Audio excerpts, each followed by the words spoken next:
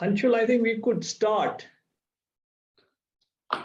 Yes, Professor. Naveen. Yeah, let's get started. Greetings from the Jindal School of Government and Public Policy. This is the first of our interactive webinars to acquaint our potential and prospective students to the Masters in Public Policy, and that is delivered completely online over Coursera. Today we have with us two key speakers, our Dean of School, Professor R. Sudharshan. Dean Sudharshan will not be joining over video, but he will be addressing certain questions on the go. Our Professor Dean Sudharshan obtained his master's degree in economics from the Delhi School of Economics, where he earned his Rhodes Scholarship. He joined the Balliol College, University of Oxford, and obtained a master's degree in politics in 1977. He was elected to a research fellowship at St. John's College, University of Cambridge, where he studied judicial review of economic legislation by the Supreme Court of India. Through his career, Professor Sudharshan has had many roles, including as assistant representative and program officer for human rights and social justice of the Ford Foundation's South Asia office in New Delhi, and as senior economist and assistant representative for governance and public policy for UNDP. Professor Dean Sudharshan brings in a vast universe of experiences into our public policy program and will be one of the faculty teaching a course on law and public policy in this program. We also have with us Professor Rajeev Malhotra, who is professor and program director for public policy. With over 28 years of experience, Professor Malhotra has worked with the Government of India, where until August of 2012, he served as economic advisor to the former Union Finance Minister. He has also worked at the UN Office of the High Commissioner for Human Rights in Geneva between 2002 and 2008. Professor Malhotra's expertise is in macroeconomic issues in development policy, fiscal policy and budgeting, planning and monitoring, evaluation and impact assessments, poverty estimation and human development, and human rights and development. He has led research on human rights and rights-sensitive development indicators at the UN and is seen as an international expert on the subject. As a teacher, he blends his vast experience of public policy practice with the essential theory to train better public policy professionals. I am Naveen Thomas, and I'll be moderating today's session. I am a professor of economics at the Jindal School of Government and Public Policy and serve the role of student success coordinator for the online MA Public Policy program. And I'll be interacting very, very closely with all the students, prospective students as well as when you enroll into the program. Now I invite Professor Rajeev to make a few opening remarks about the program, which we'll follow with a few questions. I also request our prospective students to post any questions that they have about the program or the scope of the program or any other questions that you might have onto the chat box, and also do mention the region from where you come from. With that, I'll invite Professor Rajeev to make the opening remarks. Hello, everybody. It's good to have many of you with us today. I can see the number on the screen. So it is very encouraging for us to know that there are a lot of you out there who are interested in knowing more about our program. So we are here to help you with that. Let me just start by telling you what is the idea behind our master's program in public policy that the Jindal Global University, the School of Government and Public Policy, is doing in collaboration with Coursera. So essentially, we have been running a program, a residential program, and we are now in our 10th year of that program. The experience that we have acquired from that exercise over the last 10 years, we want to take that to a much wider audience. We don't want to be constrained anymore by the boundaries of a classroom, a physical classroom, or a country, or the national boundaries of a country. We would like to share our understanding of this discipline, the discipline of public policy, with as many people who are interested in this subject from all over the world. So that is the basic motivation behind starting this online program. But there are other factors also. And one factor, one obvious consideration is the kind of context and the times that we live in. We have, in the last year and a half too, we have, the world globally has seen something very unique for the current generations. And we need to respond to this situation.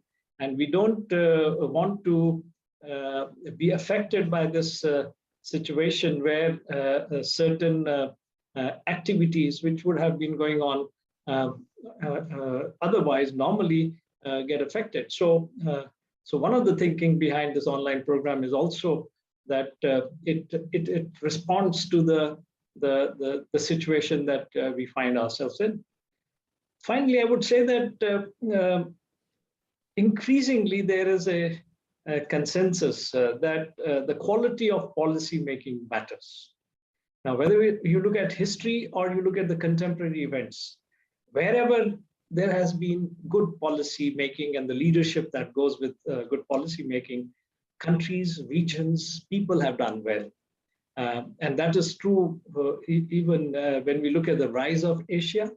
I'm kind of tempted to share with you that once upon a time, not too far back in history, it was in the late 60s, that a book was written, a book which became one of the foundational works on development economics. It was written by a Nobel laureate, Gunnar Myrdal, and this book was called Asian Drama, a very interesting title for a book. And the idea in that book that was pursued was to analyze the prospects of Asia as it was at the middle of the last century. And his verdict was that there was no hope. It was a very pessimistic take on how this region, including India, some countries of Southeast Asia, of course, it didn't cover China at that time, but it covered many other countries. And the verdict was not very encouraging. But look at what has happened in the last 50 years. The rise of Asia is a story that needs to be studied and shared. And one of the factors that I can very easily and clearly identify that made this rise possible was the fact that there was some real major policy success stories guided by very prominent leadership in this region, and that brought the turnaround. And this region is now turning out to be the engine of the global economy. So good policies matter, and we need to do everything that we can by way of creating and strengthening the capacity for good policy making. I think our endeavor by starting this course is to help bridge some of that gap. And I said in the beginning that we want to bridge that gap by breaking down the boundaries that physical classrooms or national boundaries create in that context. So that's the general thinking about this program. And finally, I could also add that in the times that we live in, we want to have a more enriching and a flexible learning experience. I think online education offers that. So that, in a nutshell, is the reason why we have chosen to launch an online master's program in public policy from the Jindal Global University. I could say a few other things, but maybe I will be guided by our moderator for the evening, Naveen, and I will revert back to him and seek his guidance to take this discussion and this exchange with you forward. Professor Rajeev, thank you for the wonderful opening remarks and giving us a broad overview of the motivation and the vision for the program. And I want to add that the Jindal School of Government and Public Policy has successfully run the residential program of Masters in Public Policy for 10 years. And this program is housed in that experience. With that, Professor, I would want to ask you to share a few of your experiences as a public policy practitioner and how that has shaped the way this course delivers the theory and how it links that theory to practice. Right. So one of the challenge in any in designing any curriculum or a program is how do we balance the competing requirements. So one of the requirements is to be up to speed with the latest conceptual and theoretical developments in the discipline. And then there is equally important the part, the experiences and the learning from the practical experiences that should inform the learning experience. So to strike a balance between theory and practice as it is taking place all over the world is the starting point for any good program. And we have tried to do that. Now we have tried to achieve that through various ways. One of the ways to achieve that is to put together a faculty which embodies that kind of consideration. So we have in that sense a faculty which is drawn from academics, people who have studied in some of the premier institutions and universities all over the world. And we've also taken the trouble of bringing in practitioners. Our dean, as Naveen was mentioning a while ago, is a practitioner with more than two and a half decades of working with international organizations. I come from practice as well. I have been working at the national level policymaking in India, as well as with the UN system. So one major input in trying to address that consideration is by putting together a set of people who embody those attributes and therefore who can contribute that element and bring that element into our curriculum. The other thinking that has been guiding our structuring of this curriculum and is related with what I mentioned earlier in my initial statement, and that is that learning has to provide flexibility. We are targeting this program at working professionals who have other commitments, and yet they are keen to update their knowledge and skill sets. So they need to be provided that environment where they can do that at a pace which suits their needs and their intentions of moving forward in their life through acquiring the requisite knowledge and skill sets and thereby helping themselves professionally. A third element in this exercise is, and which is a challenge, in fact, and that challenge comes from the fact that an online mode of teaching is restrictive at one level. I mean, it cannot ever substitute a face-to-face teaching environment. Yet, it has its plus, as I mentioned some of them, but one has to find a way to overcome the negatives of an online teaching experience. One of the negatives is how do you bring that practice or the practical dimension of teaching and learning into the curriculum. So we have thought about these considerations very actively. We have thought about the fact that there would be a limited time commitment on part of our prospective students in this program. So we have designed a curriculum which balances theory with practice, a curriculum which does not perhaps involve more than 10 to 12 hours a week of study over a period of 2 years for you to get this degree program.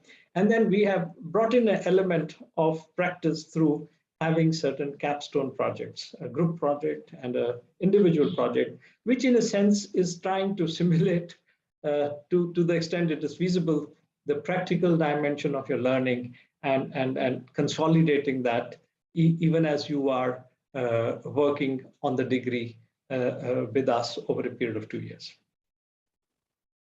Naveen? Right. And I would want to add to that a little bit from my own experience interacting with our first cohort of our MA public policy students, that this program also offers that unique experience to interact with students from across the world. As Professor Rajeev already mentioned, this is a course without boundaries. And what enriches the course is the experiences that people and students share about how whatever theory they are learning they've seen in practice. And a lot of these students come from a fair amount of experience working. So that enriches the overall experience of doing this program. And in addition to that, for students who seek more in-person interaction with the faculty, we also have certain live sessions and tutorials which aid students over and above the content that is on the platform. Now, Professor Rajeev, coming back to you, could you tell us something about the scope of doing a master's in public policy, especially doing a master's in public policy at a university which is housed in the global south, and how that sort of matters and how that improves the experience of doing this program? Right. Thank you for that question. The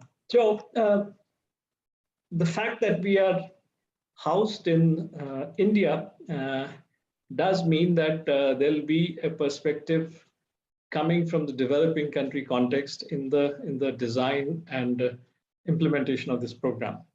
But that doesn't mean that this program is not going to be relevant for people from the developed countries.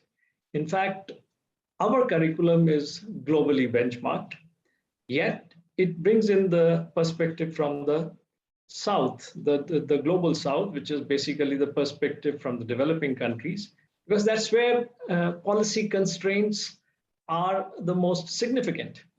Many of the policies and the constraints that were there or in the early stages of development in the societies have been addressed in much of the developed world. But in the developing world, even the basic institutions and policies that need to implement policies that need to be implemented in those countries need to be yet to be designed and implemented. And there are several examples. One can think of countries in Africa, Southeast Asia, South Asia, where there are huge gaps. So the idea of bringing that global South perspective into the curriculum is to draw attention to these gaps and to see how the capacities, the policy-making capacities can learn from the experience that is already available in the developed world, how that experience is evolving elsewhere in the world, and how that can then be consolidated in the learnings for people who are going to work in the developing countries. Now, in terms of outcomes, what is it that one should expect from this degree, and what is the kind of scope that this degree offers to potential learners? So the first outcome is that you're going to get a master's degree in public policy, which is globally competitive. A master's degree, which is contemporary in its design. It is relevant for countries where the policy matters the most.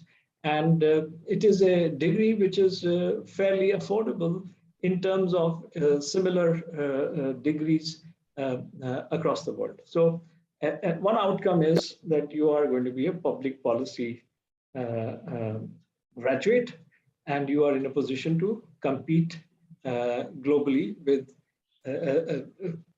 graduates from other universities. A second outcome is that you will learn in the course of this degree to undertake independent research.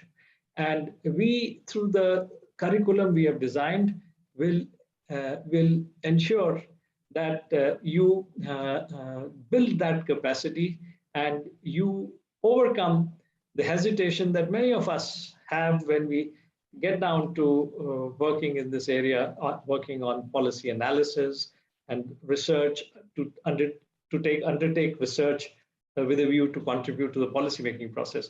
So we expect and we would strive to make you confident, independent researchers. A third outcome from this course for you would be the skill set, qualitative and quantitative analytical skill sets that you need. And skill sets that have some kind of a universal relevance wherever you are working, whichever domain of subject discipline you are working in, these skill sets will come in handy. So basically, you will get a graduate degree, you will get a capacity to undertake research, and thirdly, you will have these skill sets which are essential for a successful public policy practitioner. I don't know whether Naveen was also asking me to say something about how it alters the prospects of some of you if you do take a degree like this. Is that also very much so? Very much so. Question? Tell us something about the career opportunities that students can look forward to. Right. And so, how that. Right. So as I mentioned, a major realization, and especially when life is becoming complex, it has become very much globalized. You know, we often talk of a country catching cold in one hemisphere and a country in the other hemisphere starts sneezing just because somebody has caught cold in the other part of the world, other part of the globe. So globalization has exposed us to those kind of impulses which travel very rapidly from one part of the world to the other. And one doesn't have to look very far than what we have experienced in the last 2 years. We are in the midst of the third or the fourth COVID-19 wave, and every wave is fueling uncertainties and affecting the way of life in one or the other part of the country. So, well, this is the reality of the time. And so, what does this degree then, how does it help us to manage this reality, this evolving reality? Well, it brings that capacity to find ways to solve our problems more effectively. But more specifically, a degree such as this one will open up avenues for those who acquire that degree to move both in the public and the private domain.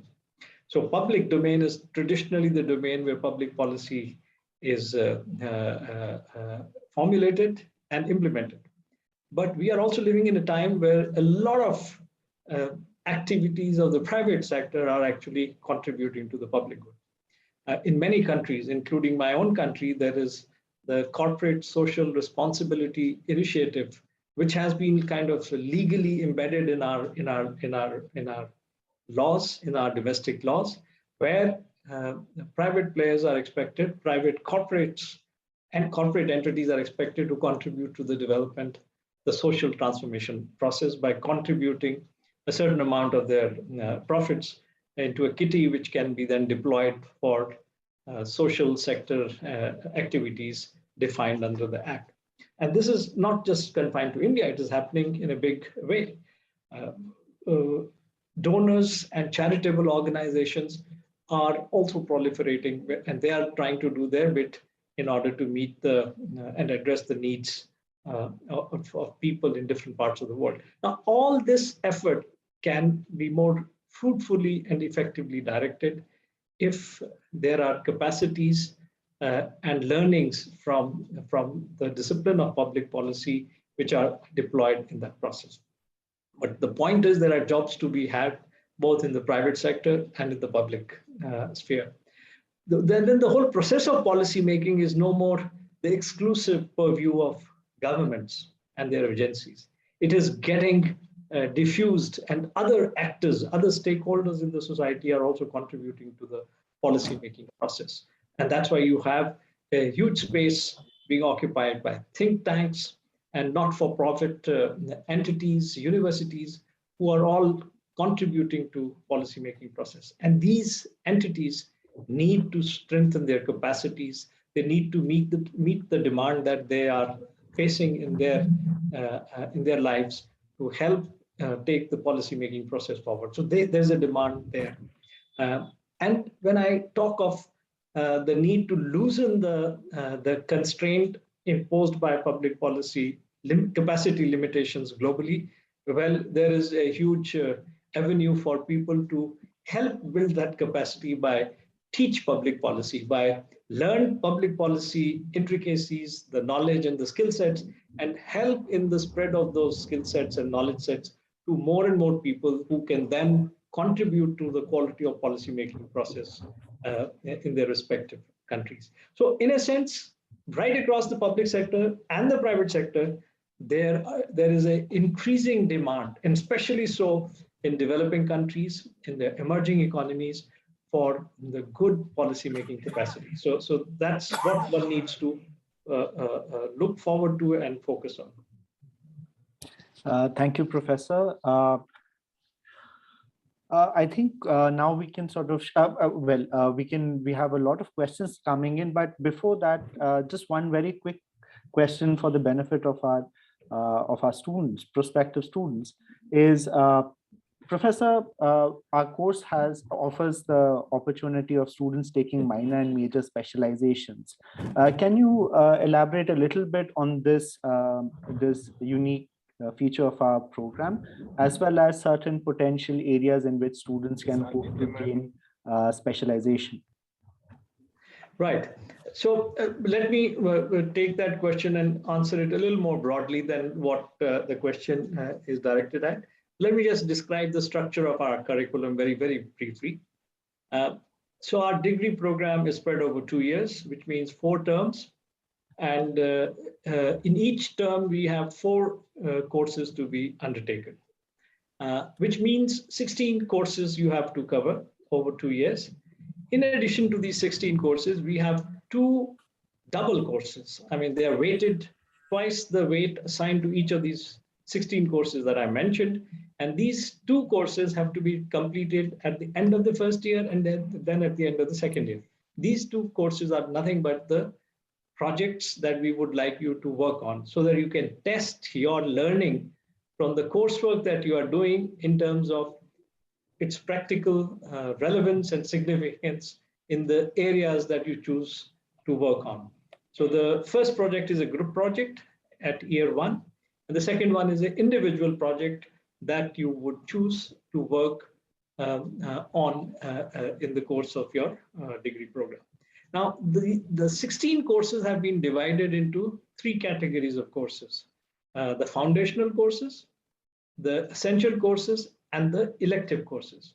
While there are 11 courses which are foundational and essential, they will equip you with the knowledge, the multidisciplinary knowledge, domain knowledge that you need to have to be a successful policy practitioner. But the remaining 5 courses are up to you to pick up from a gradually increasing set of elective courses. And the idea there is that you have an option to pick up an expertise in the area of, let's say, your past experience or the area that interests you. And we could offer you eventually, not maybe right in the beginning, but as we build up our complement of potential electives to be offered to the students, you could actually have a major specialization, which means you pick up 3 courses in one concentration. That could be, let's say, urban development or health policies, or it could social policies or health policies. It could be on analytical, quantitative analytical techniques for policymakers. It could be on environmental policy. So such concentrations would be available. And if you take 3 courses in some of these concentrations, you get a major specialization. But since you have to take 5 electives, you also have an option of taking a minor concentration with two courses, which gives you a minor specialization. And the idea is that you should be able to leverage, and especially this is meant for those who are working professional, to leverage some of your experience into enhancing your learning through this course so that you can go back into the field as experts who are willing to use your past experience and your new learning under the graduate program to a more effective use once you are back on the job. So that's generally the structure that we have. And the thing that I want to emphasize is that this is a public policy, by definition, is a multidisciplinary domain. So you need to understand and be acquainted with disciplinary knowledge from across several disciplines. That is critical, vital for making good policies. And that's what we do in the first two terms principally. And then from third term onwards, we start getting into the practical part of it through projects. And then gradually we ease into the electives.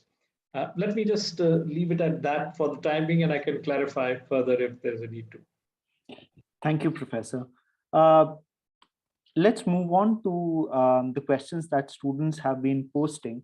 One of the fairly common questions that students have posted is on the modality of how the lectures are delivered and how students, whether students are reading from PDFs or whether there are videos, okay, and what the assessment structure is like. Yeah, it's a good question because you need to know what is being delivered to you, how will it be available to you, how you can access it. So largely, our course is a mix of asynchronous learning supplemented by some live sessions. This is something I would say a strength of our course vis-a-vis some of the other online courses. Most online courses may be skewed more towards asynchronous teaching. We have tried to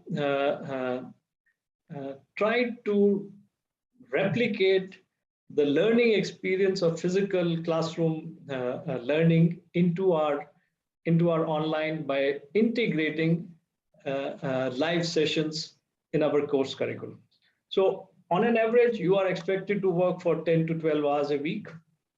You will be doing two courses at a time. And these two courses, the content, the video content of this courses would be released.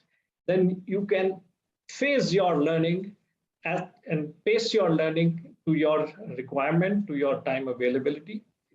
But every week, there are a couple of live sessions, either by the faculty or by your tutors, and there are discussion forums, which in fact help you to stay on track. At the same time, if you are running into difficulties, there's an opportunity to clarify some of your concerns. So a mix of live sessions and asynchronous video content along with certain reading material is the pedagogy, is the material that is made available to you, and that defines the larger approach to our teaching. There are weekly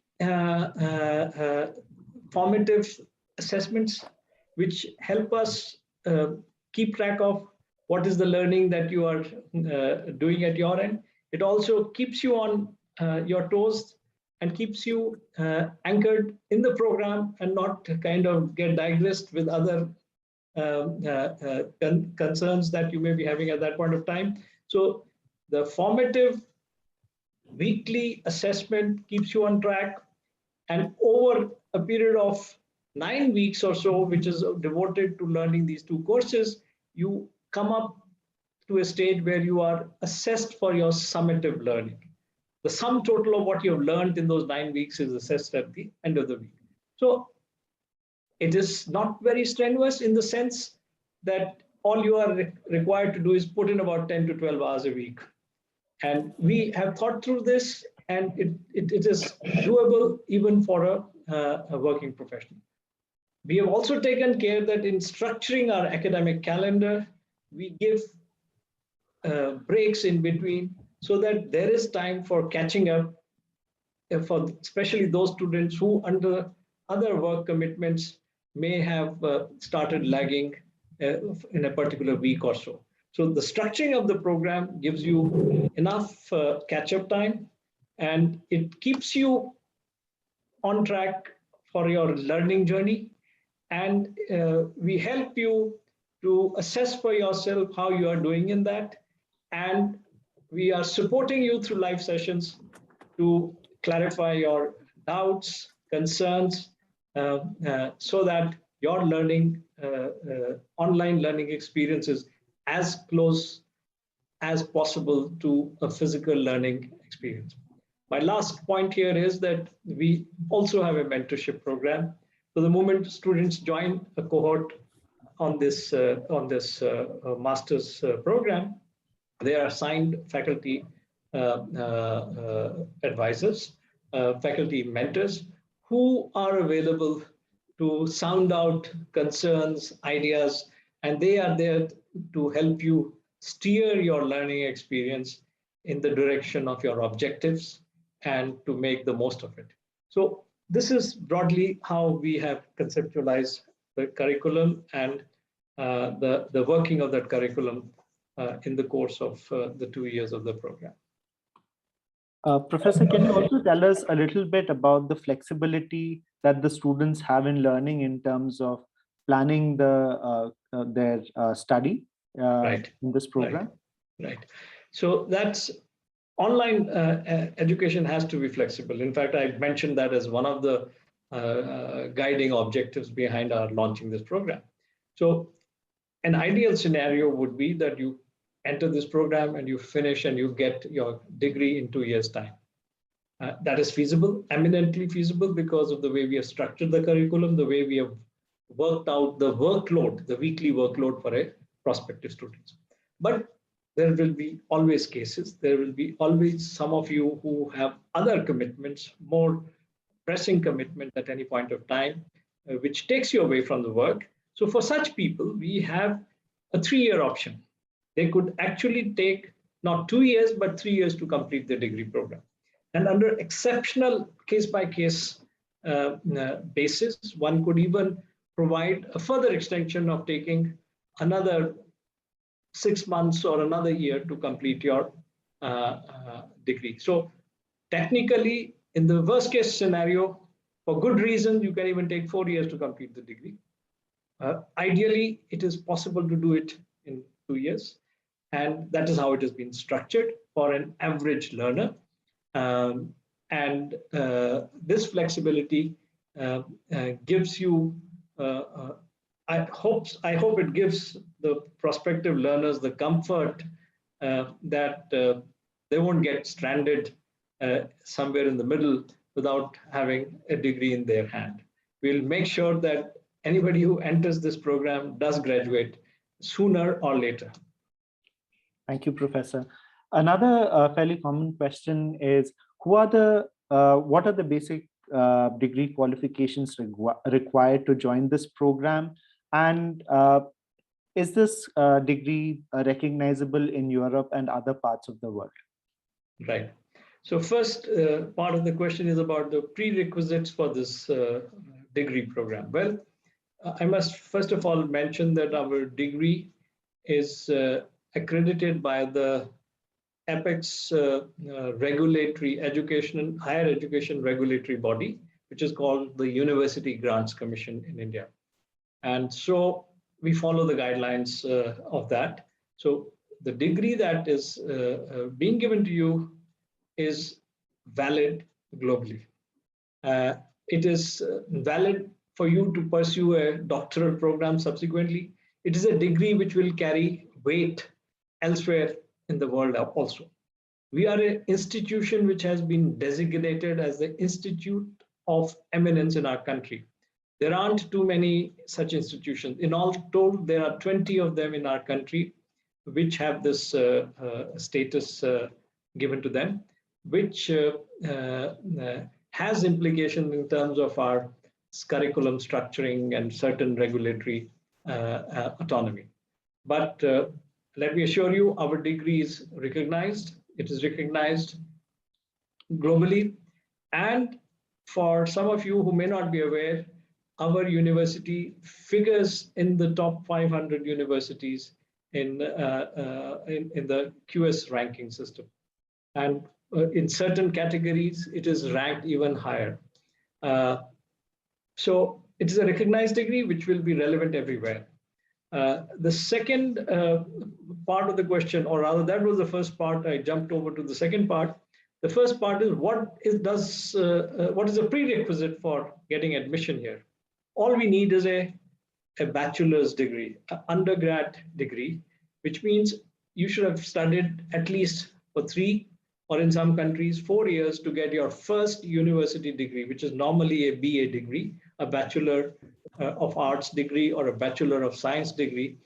That is what we require and it could be in any domain. It could be in tourism, it could be in IT, it could be in artificial intelligence, it could be in political science, any discipline. Because every discipline has something to contribute to the policymaking process. So if a person who has graduated from one of these different disciplines nurses the desire to contribute to policymaking in their society or globally, well, they should be encouraged to do a master's degree, and that is what our objective is. So all we need is a graduate undergrad degree, a first university degree, which is normally in most countries over 3 years of education, or in some countries 4 years of education. If you have that degree, you are eligible, irrespective of the domain in which you have taken the degree, to apply for this program. Thank you, Professor. So the next question specifically is from Tesfa Birlu. Tesfa asks, what are the sort of different, whether the program introduces students to various type of government styles and ways of public policy, and whether it trains students to understand how public policy can be used to reduce discrepancies across regions. Yes, very much so. Thank you for the question. Yes. But let me first start by making one small correction in the way the question was read out to me. And it's not, maybe it's the way we have understood it. But you see, policy making is not just the task of the government. In today's world, we all have to contribute to policy making, even in our individual capacities. So in our course, of course, we are taught about the different modalities that are relevant for public policy making, the different institutions, the different nature of governments and the systems that prevail in different parts of the world, and how those systems need to gear up to effectively deliver publicly desired social outcomes. So all that is done.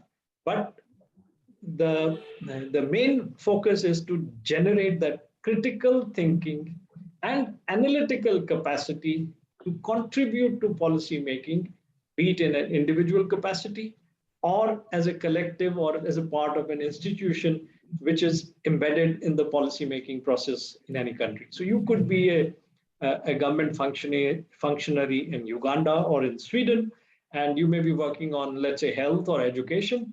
What is it that you need to do by way of strengthening the policy or the regulatory framework on education or health in those countries is what you will learn. You will learn more of it if you choose the right electives in those areas.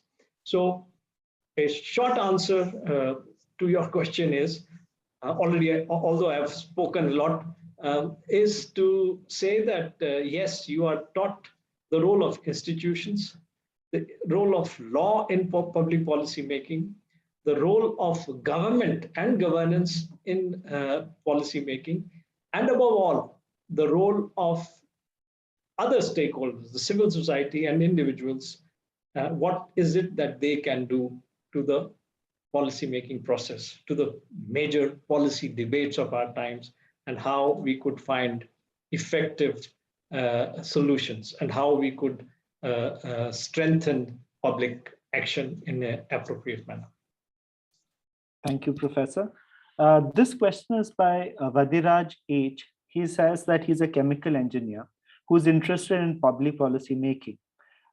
Seeing the situation in the 21st century regarding global warming, does the course highlight on policies on basic needs such as water crisis, energy security, and food security? Yes, very much so. Not only the ones which you just mentioned, we intend to have a major specialization in environment policy and social policy. And social policy covers some of these things. Environment covers all the other things that you have mentioned. So yes, we offer you opportunities to pick up a specialization in any of these areas as you move from the first year into the second year of the studies. I also want to take this opportunity to mention to some of you, and especially people from South Asia who may be attending this discussion. The first batch we had, incidentally, Jindal School of Government and Public Policy was the first public policy graduate program in the country, in India, and I would presume also in South Asia.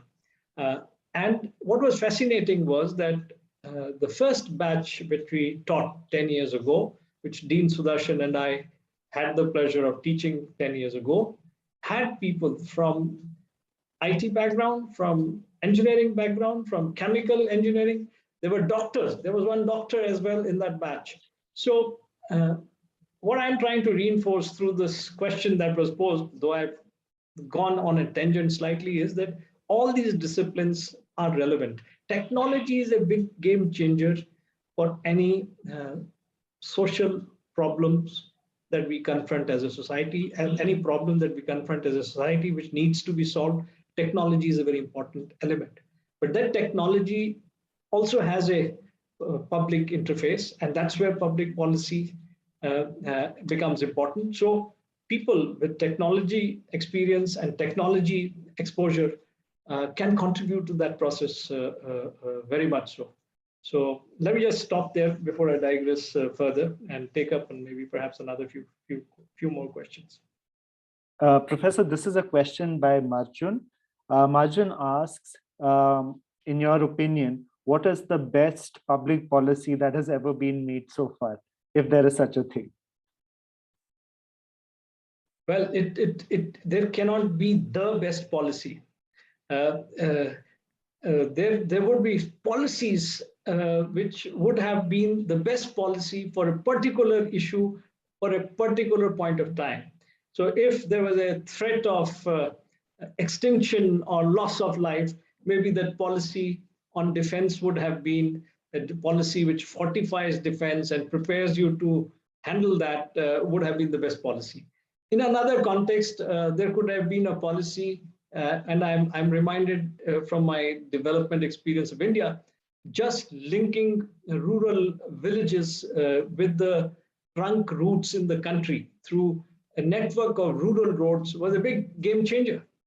The part of the country I come from was a subsistence farming province of the country.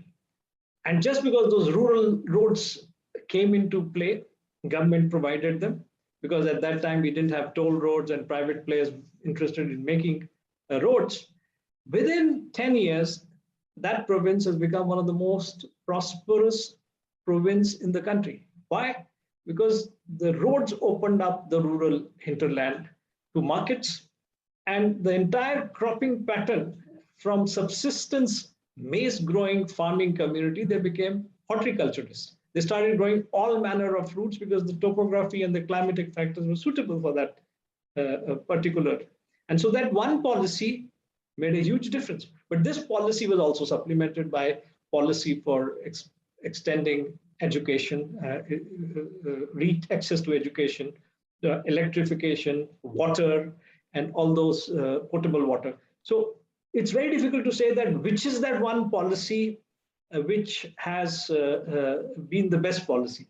That would be an answer which would be determined, the answer to that question would be determined by the context and the issue that is being addressed. You see, a nuclear bomb which was blown over Japan at the end of the Second World War, or which brought the, could have been described as a bad initiative or a bad public initiative because it affected human lives. But on the other hand, there was a positive potential spillover from that, and that is energy, clean energy, unlike the fossil fuel-based energy, which is contributing to global warming. So answering that question in that manner is impossible.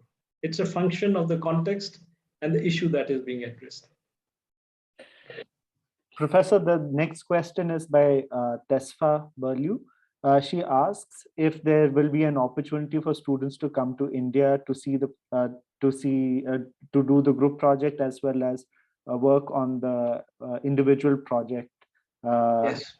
Now, thank you for this question. This is something that is foremost in our mind right now. Right now, we don't have anything concrete to say on it because we are still contemplating how we could do that. But ideally, in the coming times, we would like that there is opportunity for people who are seeking to do a part of their online education physically, whether that is feasible or not. We are working on that.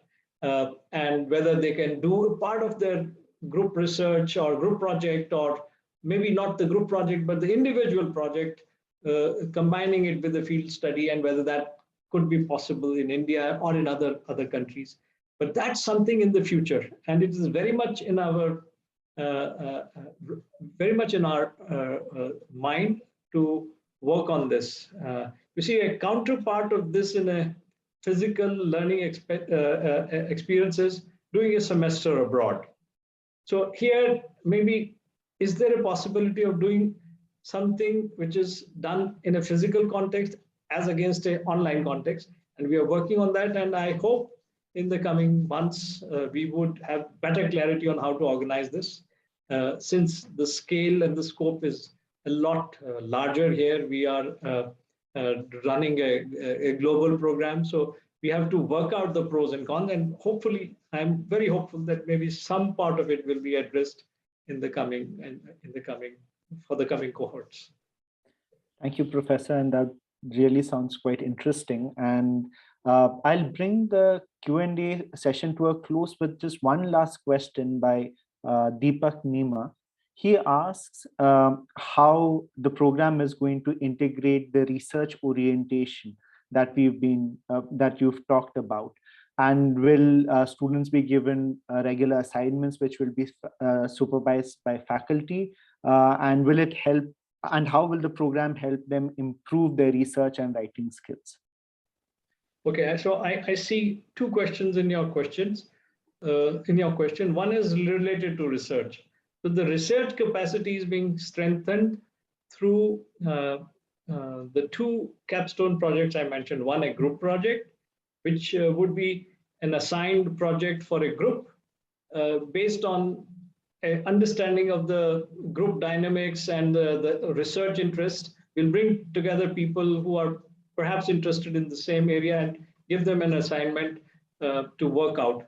And this group exercise is also mentored and supervised by a faculty, just as the individual assignment at the end of year 2 is also mentored by a faculty who is an expert in the area that has been chosen. So that helps in building up your research expertise. In order to do good research, you need to know certain analytical skills. So your coursework builds those analytical skills. We have courses in qualitative analysis, quantitative analysis, mixed methodologies, and a possibility for you to even pick up a specialization, a minor or a major specialization in research techniques or analytical techniques. So we will prepare and help you revise some of those skill sets as you are doing the coursework. And then we are going to give you a mentored opportunity through these capstone projects to put that into practice. And you will bring your own experience, work experience and research interest and your own motivation to put together. And in the end, we will end up cooking and putting together a recipe for an excellent dish that we can all take advantage of. Oh, we see the dean. He has managed to join. He was traveling and he had got held Right, up. yes. So he's here. Let me give him the floor for a few minutes to just say a few words. Over to you, Dean. We have a couple of minutes for closing this session, but please go ahead and say something that you feel that you haven't heard any of us say so far in this interactive session. Right. So thank you very much. I was able to listen to the session and some very, very interesting, pertinent questions that the participants posted. What I want to say that's very exciting about this program, the online program, is that it's very, very timely in the sense that it grapples with something that we are all now familiar with, which is uncertainty.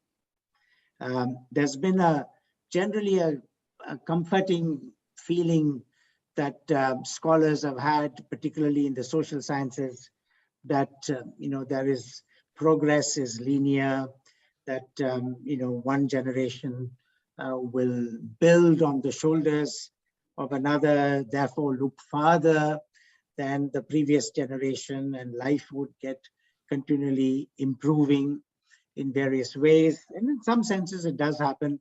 Life expectancy of people has been increasing, nutrition levels of people have been increasing, poverty levels have been coming down.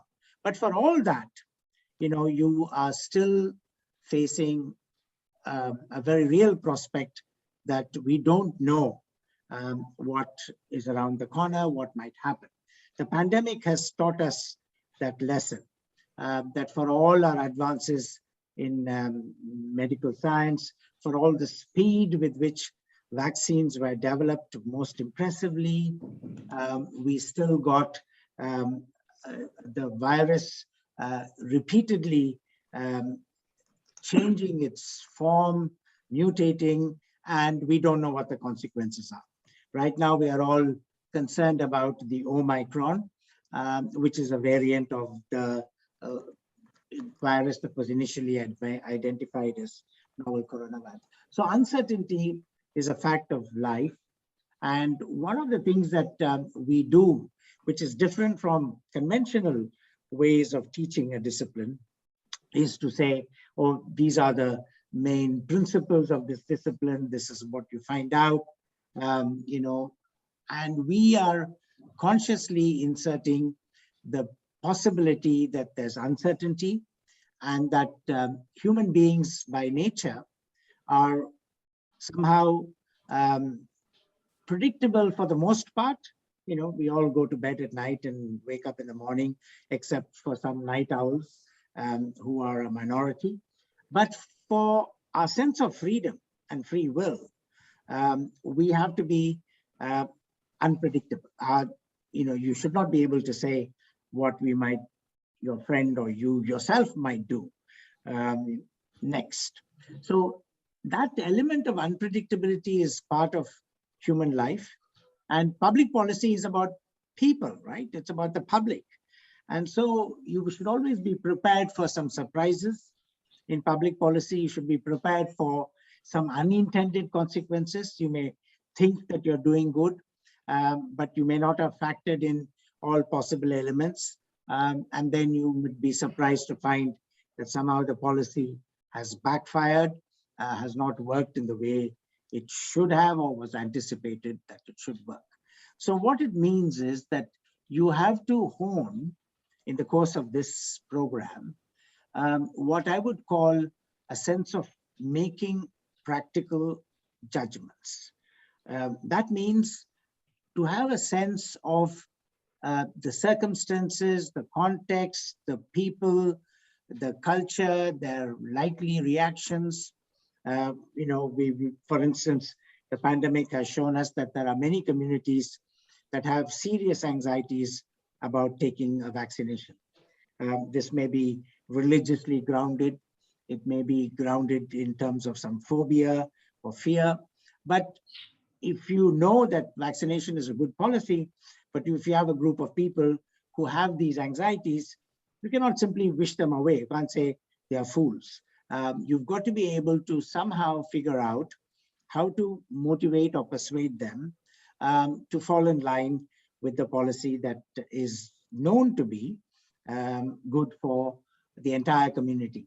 So these aspects require insights from multiple disciplines. It requires insights from the main social science disciplines, economics, political science, psychology, but it also requires an understanding of culture and people's attitude towards religion. And therefore, throughout the course, in every one of our courses, we are mindful that you are not going to go away saying, I know the answers. You're going to go away knowing what would be the good questions to ask and to figure out if those questions actually do have answers. There's no guarantee that all of the questions that we have to confront in the field of public policy have definite answers. Most certainly, they don't have definite answers. But it means you're going to rely on some instinct, some judgment. So at the end of it, you may have forgotten, some particular theory, some particular way of doing, say, an evaluation. But what you will carry with you, undoubtedly, is an ability to look at the situation, any given situation, in all of its dimensions to the extent that it's possible to do that, and to make a good practical judgment as to what should be done in those circumstances, but with some humility, not with the confidence or arrogance or complacency that, this is the right answer, but to approach issues with a good sense of practical judgment combined with some humility that, things may not go the way you wish that they would go, but being prepared for that contingency is what marks out a good policymaker from a poor policymaker. So I'll stop there. Thank you, Dean Sudharshan. And unfortunately, we've run out of time and we'll have to bring the session to a close. And before I do close the session, I want to thank Dean Sudharshan for his valuable insights, which has really rounded up the entire discussion that we've had over the past 1 hour, and to Professor Rajeev Malhotra for the deep insights about the program, its structure, and its scope. Thank you very much to both of you for making this entire session really enriching. Thank you so much. Thank you. Students can write to us at online@jgu.edu.in if you have any other questions. And the application process is live. You can go onto the Coursera website and apply to the program right away. Thank you. Thank you. Bye-bye. Thank you, Naveen. Thank you, Dean. Thank you, Rajeev.